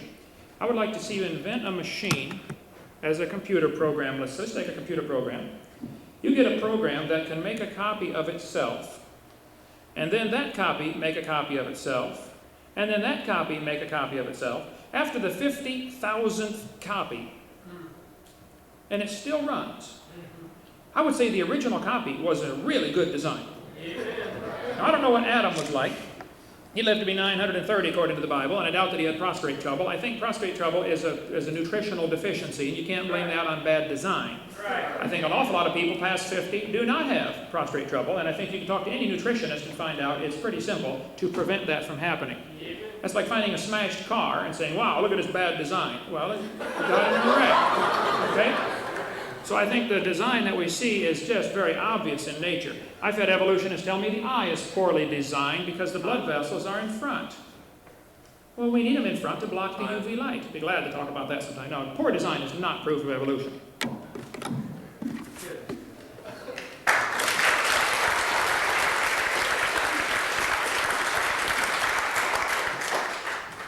One-third of men will develop prostate trouble.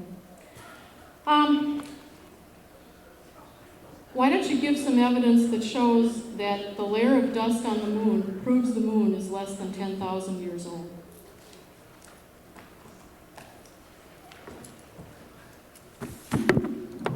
I did not get time to make a slide on this, though I have the evidence. Here is a book which we have in our ministry, In the Beginning, by Walt Brown, with a very extensive section about the testing of the dust on the moon. That was one of the arguments you brought up. Isaac Asimov said, "I get a picture, therefore, of the first spaceship picking out a nice level place for landing purposes, coming in slowly downward, tail first, and sinking majestically out of sight." Isaac Asimov, 14 million tons of dust per year, Science Digest, 1959, before they went to the moon. 1956, Raymond Littleton in The Modern Universe from New York, Harper and Brothers, said Littleton felt that the dust formed by only the erosion of exposed moon rocks by ultraviolet light and X-rays could, during the age of the moon, be sufficient to form a layer over it several miles deep of dust. So Littleton predicted in 1956. Thomas Gold proposed that thick layers of dust accumulate in the lunar maria, the lunar surface, again, from monthly notices of the Royal Astronomical Society of London, 1955. I can go on and on with quotes, but as far as the amount of moon dust that does come in, there's a very technical journal here, the technical notes on the moon dust, how much has been measured, and I'll be glad to make a copy and send this to you. I should have thought of that ahead of time. It's been a busy week. Herbert Zook of NASA was the man from U.S. National Aeronautics and Space Administration, had been intimately involved in estimating the thickness of the dust layer on the moon before the first Apollo moon landing. He helped analyze the lunar material brought back from the moon. Of the many interesting things he told me and sent me by mail, one is critical in answering the above question.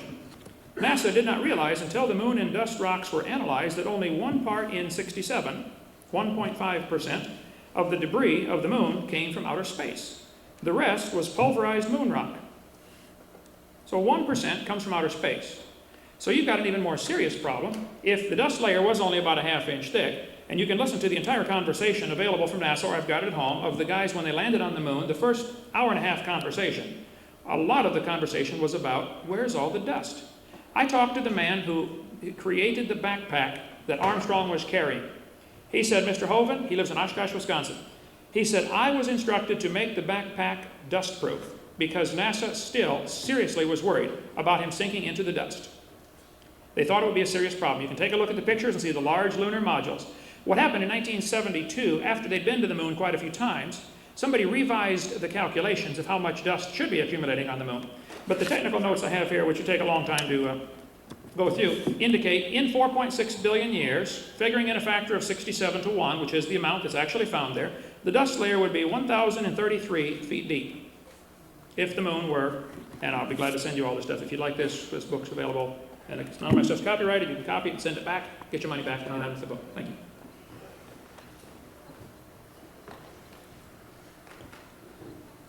Final on the block. Well, I have your quotation out of your seminar notebook, at least part of it. You talk about a 1954 measurement, and I don't know where you got the other ones or what they were doing. We did have a space program in between time. The typical citation is from a 1960 paper of dust coming on Mauna Kea or something like that. Now, if you can flip to the next one, the real rate of dust accumulation is way lower than that. And the upper limit on the amount of dust would have been possibly in the area of 10 centimeters high. You find one of, like you said, 1.5% space dust plus the regolith, no more than 15 centimeters high. I'm sure going to the moon was a very traumatic thing, and the astronauts were probably worried about a lot of stuff. But do you seriously think that we would have sent someone to the moon if they had been thought to have had to cope with 500 or 1,000 feet of dust? It just doesn't make any sense.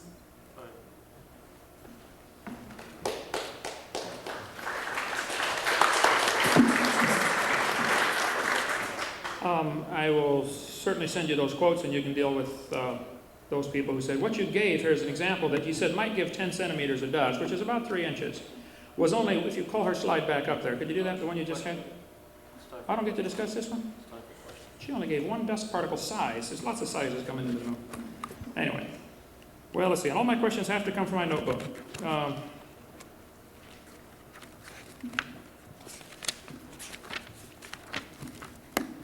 Let's see. Could you please explain, question 13, when, where, why, and how did single-celled plants become multi-celled? And where are the 2-celled or 3-celled or 4-celled organisms in the world? Why do we have nothing that is 2-celled? We go from single-celled to multi-celled. How did they make this jump, please?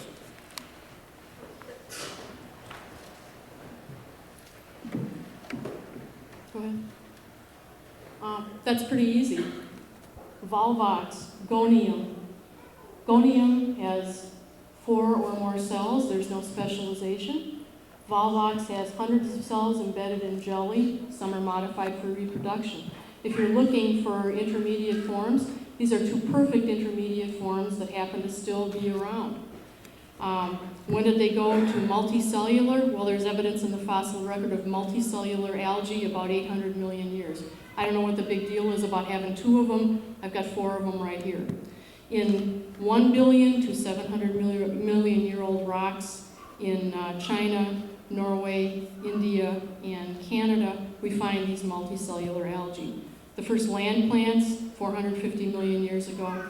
The first vascular plants, 408 million years ago. There is a progression with plants as well as animals.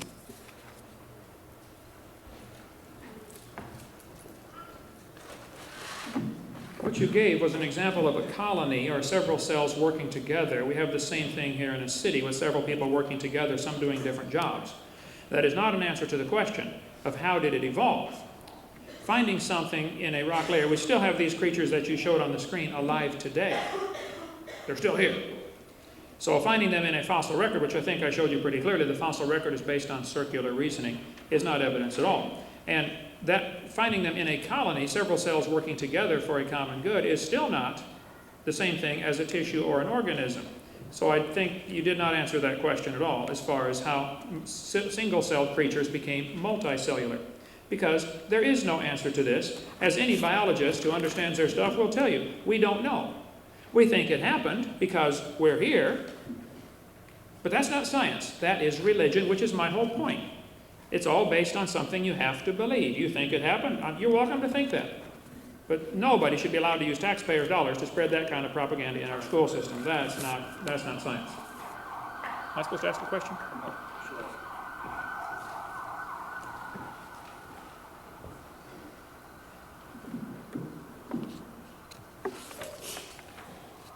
Your information concerning measurements of stellar distances is outdated, to say the least. What is your basis for restricting parallax measurements to only, I believe you said, 20 to 100 light years, and possibly ignoring all the other types of distance measurements completely?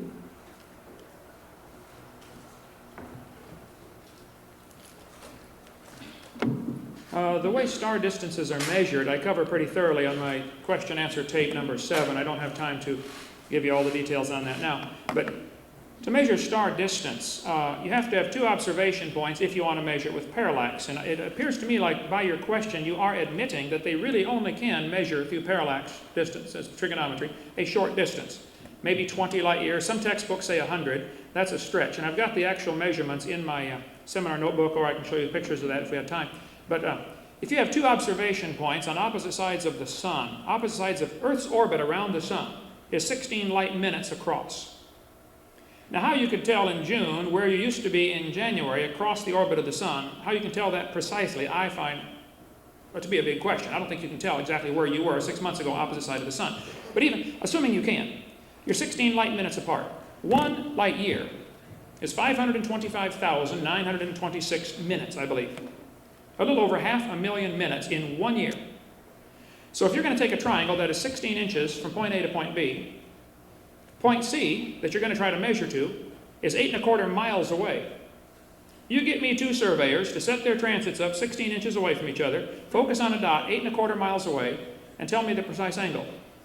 That's for 1 light year, assuming you can know where you were 6 months ago going around the sun. I don't think any of that's possible. All the folks who understand parallax trigonometry will say it's only good for even 20 light years, I think, is a stretch. The fact is we don't know the distances to the stars. Now, if you want to use luminosity or red shift or Cepheid variables as your evidence that they're billions of light years away, we could certainly talk about that, but not in the time constraints we have here. There's lots of folks who will simply say, we don't know the distances to the stars. We think they're pretty far. Another problem is if you're going to use red shift, for instance, as an example of telling the distance to a star, because we see the light, the red in the spectrum shifted away from the other colors, does not prove it's traveled great distances, or that the star is great distance away. The whole idea behind a black hole is that light can be attracted by gravitational forces. So therefore the light cannot escape from the black hole. And if the starlight is traveling through space, going past all sorts of different gravitational fields, we don't know what's going to happen to it. We know that light traveling through glass can be bent. You can get the rainbow on a piece of glass right here on the desk if we had a light in a prism. And so light is bent. Different colors travel different speeds. The red bends farther because it's a longer wavelength. And so the red shift, the Cepheid variables, which one particularly you want to talk about, none of those prove the stars are billions of light years away. I happen to believe they are. Don't say that I don't believe this universe is as big as it probably is, probably much bigger than we can comprehend. But instead of saying that proves evolution, I say, wow, that proves we got a big God and he's worthy of worship.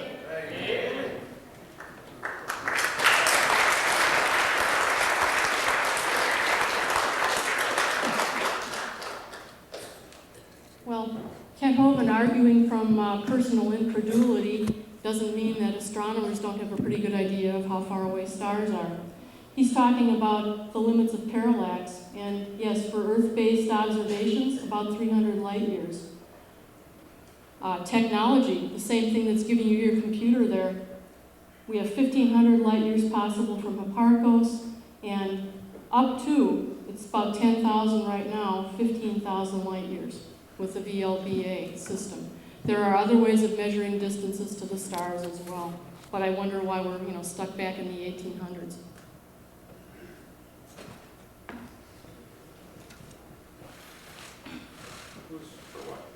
Question.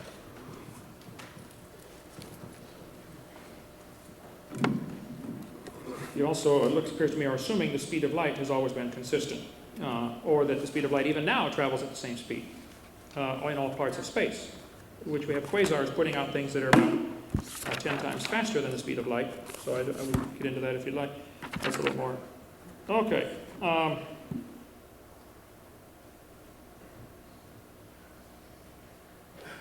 I would like to discuss with you a little bit about the origin of life again, if you would. Being a, what was your title? A PhD in organic chemistry. Can you explain how amino acids formed into proteins? The simplest protein that we see is 70 to 100 of these amino acids. They all have to be in precise order. And what we saw from Miller and Urey's experiment was half of his amino acids were right-handed, half were left-handed.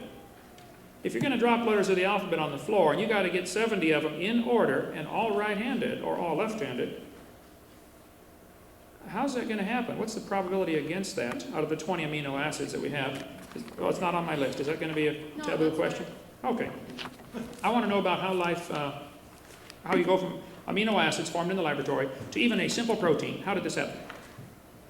55 grade.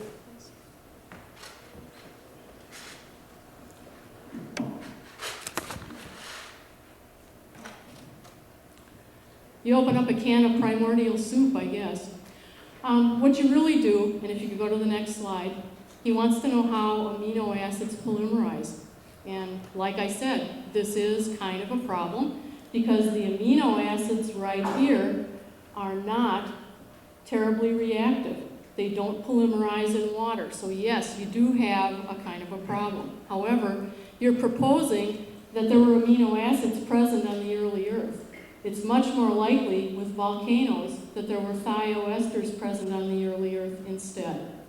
These polymerize in water.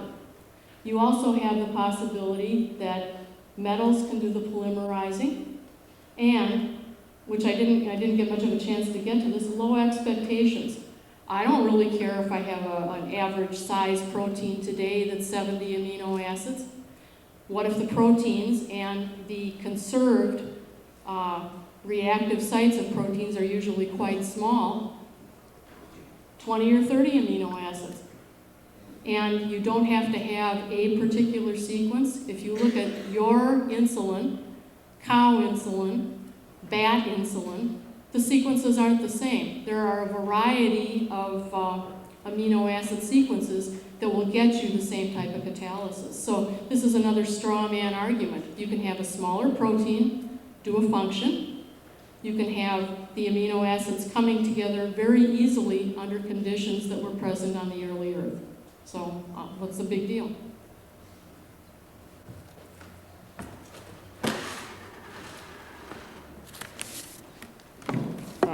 Be interesting to replay the tape. I forgot to make a quick count of how many times you said could have or might have. That's what science does. Well, that sounds to me like your religion. You believe it might have happened, it could have happened. There's no scientific evidence that it did happen. What Miller and these guys were able to do, they were able to make a few amino acids. What they don't tell you in the textbooks, which they ought to tell you, are the problems with this experiment. What he actually made was 85% tar, 13% carboxylic acid, both of which are destructive to life. He made 2% amino acids. Out of the 2% that he made mostly just 2 amino acids, and there are 20 required for life. And the amino acids that he made bond much quicker with tar and carboxylic acid than they do with each other. They don't tell you about that, and I think they ought to tell kids this stuff in school. What they don't tell you is that amino acids are kind of like letters of the alphabet, which make words, which make paragraphs, which make books. To make a few letters of the alphabet is a far cry from making a book by random chance from an explosion in a print shop. Half what you made were left-handed, half were right-handed. Smallest proteins do have 70 to 100. You said, well, you have low expectations. Maybe it was only 20. That's your religion. It's not, the smallest one today is 70 to 100. Don't tell me you might be by with 20.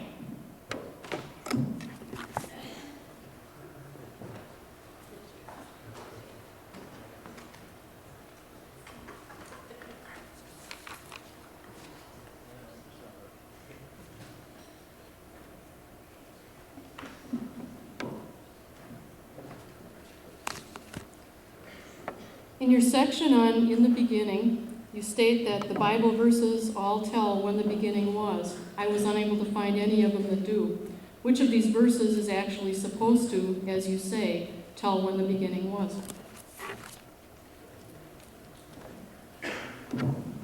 Jesus said in Matthew 19:4 and in Mark 10:6, He which made them at the beginning made them male and female. So it appears to me from that verse that Jesus is saying when God created them male and female, that's when the beginning was. So that's pretty clear from those verses. The Bible talks about Satan was a liar from the beginning. And if you read the book of Genesis, you can see when Satan lied. It was after Adam was created. So I think the creation week, as spelled out in the Bible, was the beginning.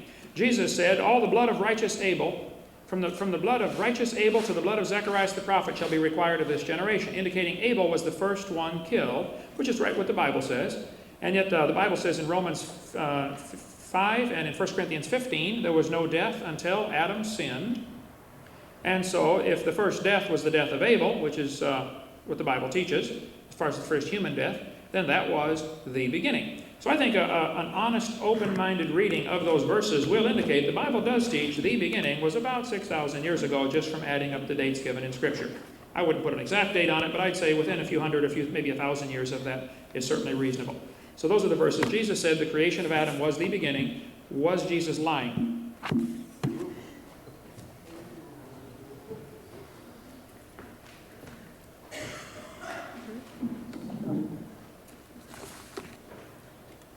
There are many ways of trying to reconcile religion and science, and the creationism movement is not a monolithic group of people. There are quick creationists who believe in a young earth, progressive creationists who believe in an old earth, and gradual creationists. This is a quotation from William Bell Riley. Many of you might recognize this guy's name. This is a person whose church Billy Graham took over. And this will give you an idea of the lack of consensus on the age of the earth that was prevalent among fundamentalists in the 1920s. Even if Evolution is only a scientific theory of interpretation, posing a scientific fact, as the creationists argue. Creationism is only a religious theory of biblical interpretation, posing as biblical fact. And finally, this is a religious physicist, Paul Davies, winner of the 1995 Templeton Prize.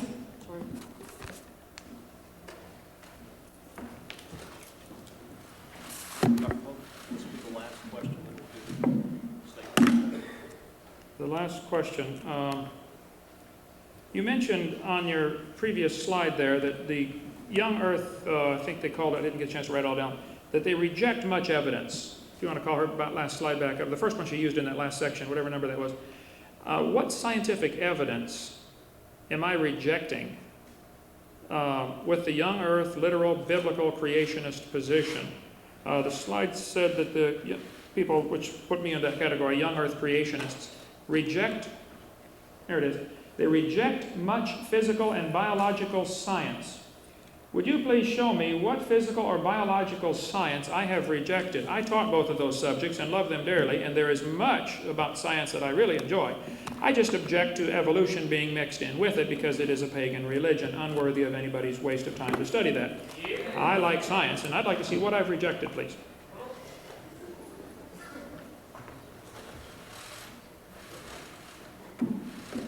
Well, that's not one of your questions, but that's okay. If you could go to grade 18.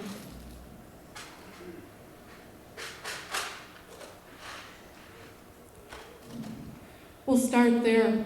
You've totally misrepresented the concept of index fossils in the geologic column. There are numerous areas of the world where igneous rocks are dated, and the geologic column was originally put together by the succession of the layers. Ever since the discovery of radiometric dating in the 1900s, parts at least of all of the layers have been dated. And what we've got here is layers of volcanic ash. These happen to be in Lake Turkana. And this volcanic ash dates to 1.2 to 1.3 million years. This one, 1.4 to 1.5 million. This one, 1.6 to 1.8 million years. And this one, 2.2 million. You totally reject the science of radiometric dating, for starters. Let's see, you haul in the Miller-Urey experiment and totally ignore the fact that there have been 40 or 50 now more years of experiments that support this prebiotic Earth. You talked about oxygen being present in the early Earth. What you didn't tell them was that it was probably, if it was there at all, it was a very small percent, and that the early Earth's atmosphere was indeed quite a reducing atmosphere, and you can tell this from the minerals. Let's see. Rejected carbon-14 dating and its correlation with varves. You don't believe that varves are real. Transitional forms.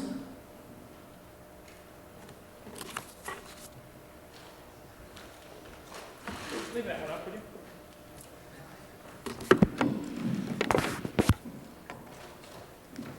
I would challenge anyone who's interested in the topic to read the very last chapter of the book called Bones of Contention by Marvin Lubenow, who has a very extensive chapter just about the KBS tuff, named after K. Brennemeyer, something like that, Brennenmeyer, whatever her name was. The KBS tuft was, for many years, radiometrically dated at 260 million years old, until Richard Leakey found a skull, a perfectly normal human skull, its skull ER1470, was found under the KBS tuft. And there's quite an interesting story of how the KBS tuft was redated when many, many people had dated the KBS tuft at 260 million years old until that skull was found.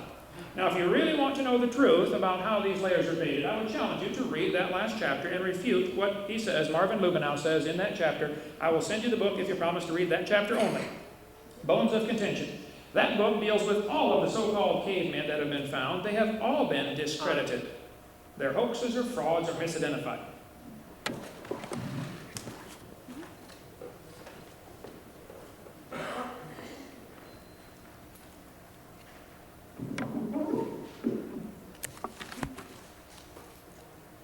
black for you. We're closing.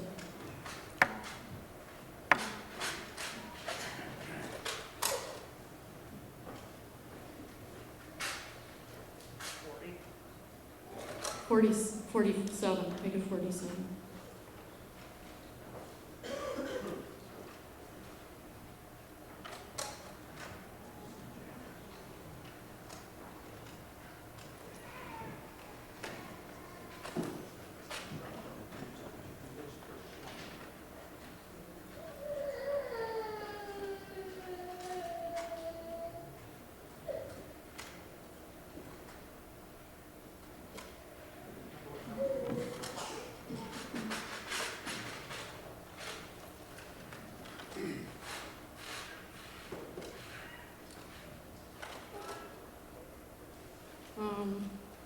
That's not 47, is it? Sorry. That's okay. Okay, this is not a science versus religion issue. Many of the citations used today have come from evangelical Christians, often former young earth creationists who did pursue degrees in science. Please visit their websites and read their articles on the orange bibliography sheet. About a week ago on WJBC, Kent Hovind made the point that there are literally thousands of scientists who are creationists. And in the vaguest sense of the word, I suppose that's true. He mentioned Michael Behe, author of Darwin's Black Box, as an example. Behe is an intelligent design theorist who is clearly an old earther and comfortable with some aspects of evolution. This only underscores the fact that there are many ways of reconciling science and religion. There is no monolithic creationism movement, and even other young earthers disagree with a lot of what Hovind has to say. Gerald Aardsma of the ICR says the tree ring dating validates carbon-14 dating. The moon dust argument for a young cosmos is no longer useful. Austin of the ICR, there is evidence for the geologic column. Humphreys, reversals of the Earth's magnetic field do occur. And DeYoung and Rush, there's no evidence that the sun is shrinking. Next. Glenn Morton runs an excellent website, and I would encourage you to visit it. He published 27 articles for the Creation Research Society Quarterly and Ghost wrote as part of Josh McDowell's book. He says, the data I was seeing at work was not agreeing with what I had been taught as a Christian. Eventually, my doubts about the reliability grew so large that I was driven to the edge of becoming an atheist. Next, please. Roger Weeds is also an important site to visit. Radiometric dating from a Christian perspective. This excellent review article describes over 40 techniques that they present a coherent picture of an Earth formed a very long time ago, that Bible-believing Christians are among those involved in radiometric dating, and his paper refutes some of the misconceptions prevalent among Christians today. There are 4 others, and I'm going to go over them real quick. A church builder in the Soviet Union said that he found the evidence for a young Earth crumble in the face of evidence, that there are many scientific errors. A geologist, the evidence for an old Earth became overwhelming after he took a geology class. And Steve Robertson, who wrote a monograph on the Poynting-Robertson effect. I'm sad to say that I'm one of those college graduates who has had a severe crisis of faith as a result of their ministry. And finally, most of what was written in all those ICR pamphlets I had been reading was nonsense. My faith never recovered. What is the real purpose of creation science material? Not to discover anything new, that's for sure. It's kind of like watching Star Trek. Beam me up, Scotty, we're in warp drive. Jean-Luc, the dilithium crystals are critical. It kind of sounds like science, and the technobabble of creation science is meant to give people who have already suspended their belief the impression that there really is some science associated with what they believe in. It sounds scientific, and obviously most people won't bother to check the accuracy of the statements. Instead, lapping this stuff up, carotene and hyraxes, conspiracy theories concerning the geologic column, and shrinking suns and all. Learn some real science. Don't swallow this. Make up your own minds about science and religion once you have some accurate information. Thank you.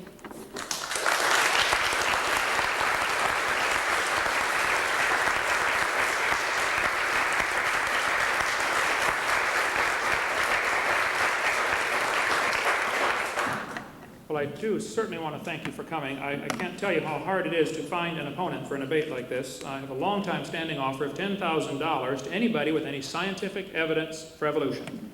Empirical evidence. I would like to see some. I think what we've seen today is a lot of could have, might have, hope so, which is what all we see ever in the evolution. As far as scientific evidence, I think the subject of origins is probably inherently outside the field of science. It's something we're going to have to take by faith. But the idea that getting all the molecules together in one place in a prebiotic soup is somehow going to produce life. If that's really what you believe, I would challenge you to put a frog in a blender and turn it on. You have all the molecules to make a frog all in one place. Let it run for millions of years and see how long it takes to produce your frog. The textbook says humans evolved from bacteria 4 billion years ago. I resent that. They make these family trees in these textbooks showing bacteria slowly becoming human. This is pure propaganda. Even Mary Leakey, an evolutionist, says those trees of life with their branches of our ancestors are a lot of nonsense. Stephen Gould from Harvard University says the evolutionary trees that adorn our textbooks have data only at the tips and notes of the branches. What he's saying is only within the basic kind of animal.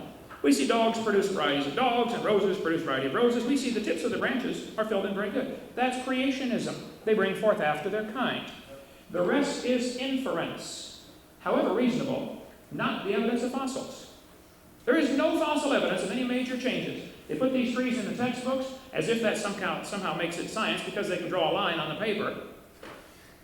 That doesn't prove the human and the bird are related back in the Paleozoic or Archaeozoic era. It doesn't prove any of that, just because you can draw a line on paper. This kind of stuff is ruining children's faith. And Jesus said, "Whoso shall offend one of these little ones which believe in me, it were better for him that a millstone were hanged about his neck and he were drowned in the depth of the sea." Look, I know a lot of people who teach evolution.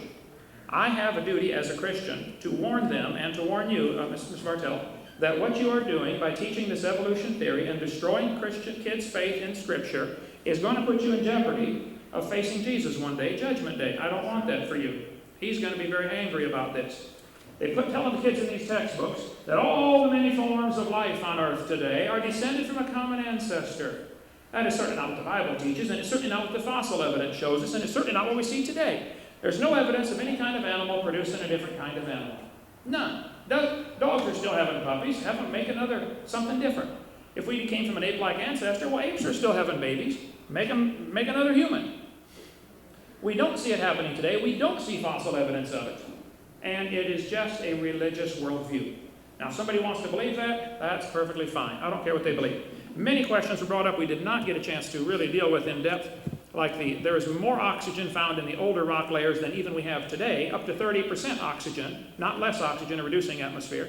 There are no transitional species as the major evolutionists, edit that tape, will you? As the major evolutionists agree, there are no transitional kinds whatsoever. And if you think Archaeopteryx is transitional, we'd love to get into that. You said that I reject evidence for index fossils. I quoted from your people all sorts of evolutionists showing the circular reasoning. They should just admit they take this stuff on faith. As far as the varves, I was just a few months ago in Green River Formation in Wyoming.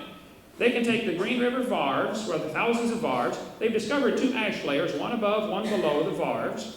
And there's a difference of 35% in the count of the number of varves in between those 2 common event horizons, the ash layers. You can take a piece of Green River Formation, grind it to powder, pour it into running water, and it'll sort it again into layers for you. I do understand the varves, and I understand very clearly that it represents rapid deposition, indication of a worldwide flood. The Bible view is very simple. God made the world about 6,000 years ago, created fully formed, fully functioning, which explains all the problems about symbiosis relationships that are simple for the creationists. Which came first, the chicken or the egg? The chicken. God made all the animals, okay? And then about 4,400 years ago, there was a flood, which indicates God's judgment on his creation. And he has the right to judge this world if he wants. This is his world. He can wreck it anytime he wants. And the Bible teaches about 2,000 years ago, Jesus came and died on the cross to pay for your sins. He loves you. He wants to save you. If you don't want him, well, that's your problem, but the salvation is available. He'd be glad to forgive you. He forgave me almost 30 years ago, and I'm so glad he did. And then the Bible teaches that Jesus is coming back, probably in the very near future.